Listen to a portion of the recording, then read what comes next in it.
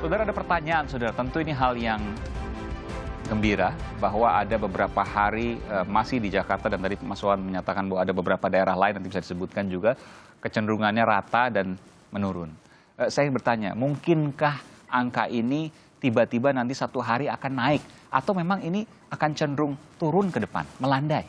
Ya, angka akan naik kalau ada eksodus, pergerakan orang kumpul-kumpul rame, atau misalnya dia pulang kampung atau mudik, biasanya langsung itu naik.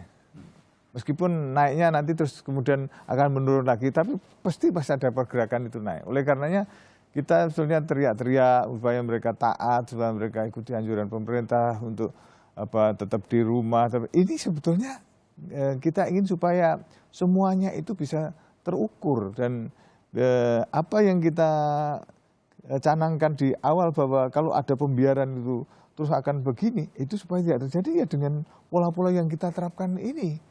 Dan ini ternyata efektif menurunkan itu. Dan kita melihat negara-negara lain yang berhasil menurunkan angka itu, salah satunya adalah dengan disiplin untuk mengikuti protokol kesehatan. Dan ini menjadi sebuah penelitian yang terus ya kita lakukan, kita compare dengan negara-negara yang telah sukses. Ya. BIN punya analisa kalau disiplin atau patuh bekerja di rumah, beribadah di rumah, tidak mudik, maka angka ini, saya tidak mau mengatakan pasti, tapi kecenderungannya akan semakin turun. Ya. Yakin untuk mengatakan itu? Every day BIN melakukan pendataan. Jadi grafik naik sekecil apapun itu muncul di situ. Dan rata-rata begitu ada pergerakan orang, mesti itu naik. Mesti, Mas. Tidak bisa enggak. Nanti meskipun nanti akhirnya ada yang turun karena dia terhenti di sana. Ini diisolasi, telah masuk ke sana sehingga nggak bisa menyebar di sana. Turun. Nah itu menjadi penurunan. Dalam 14 hari kan dicek lagi itu. Dicek lagi ternyata dia sudah negatif. Nah itu seperti itu. Nah ini menurun. Nanti ada pergerakan lagi di mana-mana. Begitu lagi. Makanya aparat bekerja sedemikian rupa siang malam, dasarnya itu ada ilmiah. Jadi pergerakan-pergerakan itu, angka-angkanya tidak ngabur. Kita punya anggota ya di berbagai wilayah di Indonesia yang anytime dia juga memberikan report. Nah, kita tidak ingin lantas dengan kita rapid test ini terus muncul yang tanpa terkendali kan. Dengan rapid test kan mesti kita nemu. Tapi dengan pola yang tadi, temuan-temuan ini kan langsung kita pegang, langsung masukkan ke Wisma Atlet. Dan polanya kelihatan betul. Ketika ada pergerakan warga, pasti naik.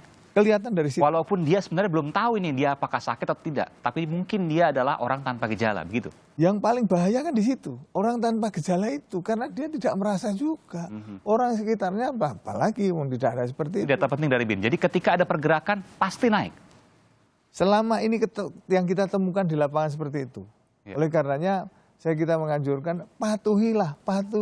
Bukan apa-apa, bukan kita mau menyiksa, tidak ada seperti itu.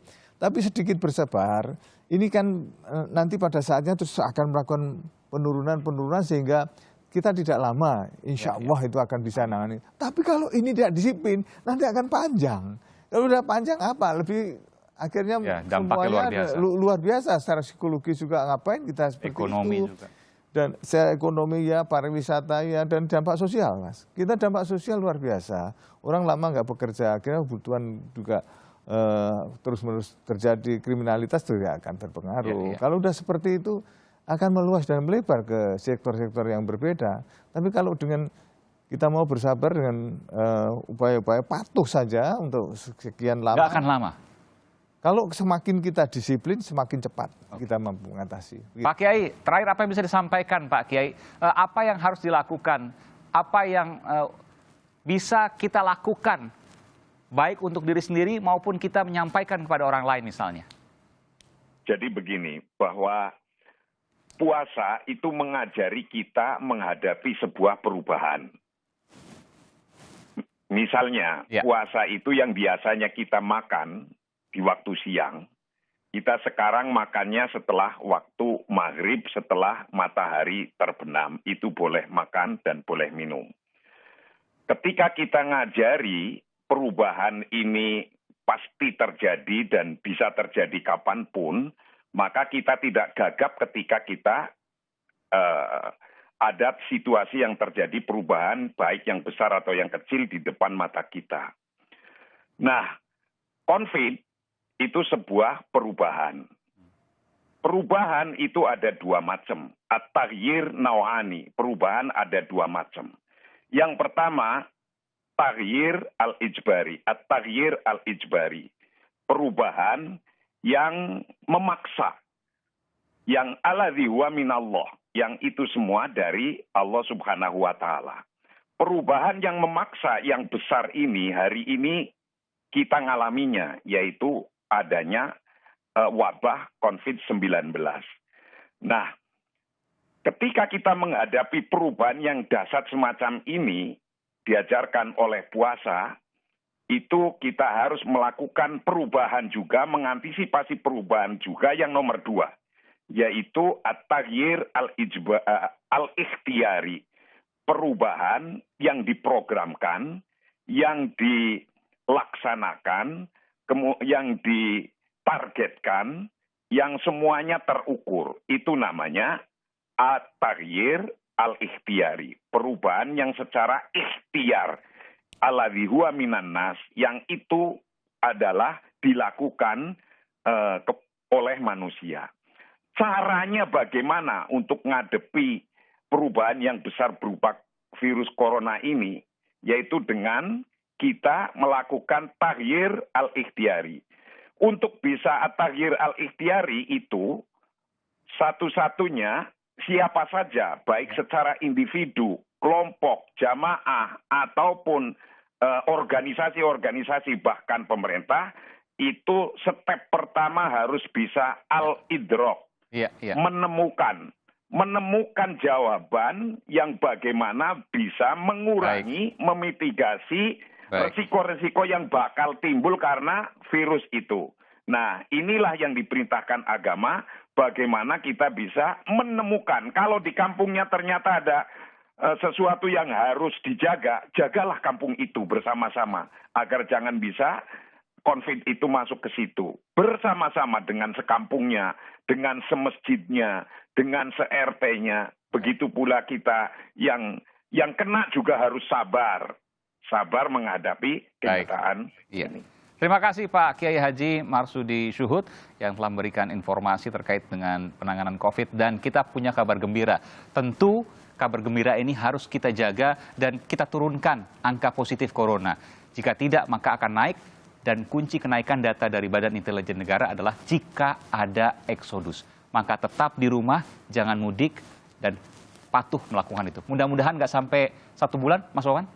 Ya, kita terus berusaha menekan angkanya. Kita lakukan penyemprotan ke sebelah wilayah di kota-kota ini.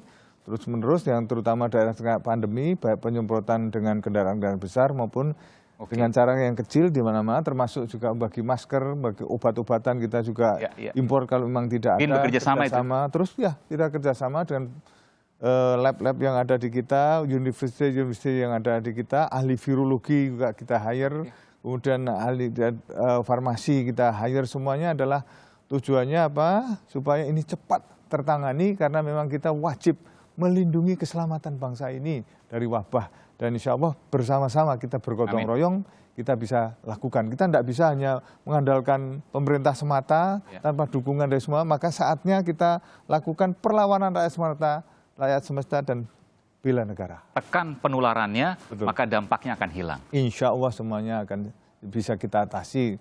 Tidak ada yang tidak bisa teratasi selama kita mau berikhtiar. Insya Allah itu ada jalan. Terima kasih Mas Wawan Purwanto, Deputi Komunikasi dan Informasi Badan Intelijen Negara. Terima kasih sekali lagi juga Pak Kiai Marsudi Syuhud, Ketua PBNU.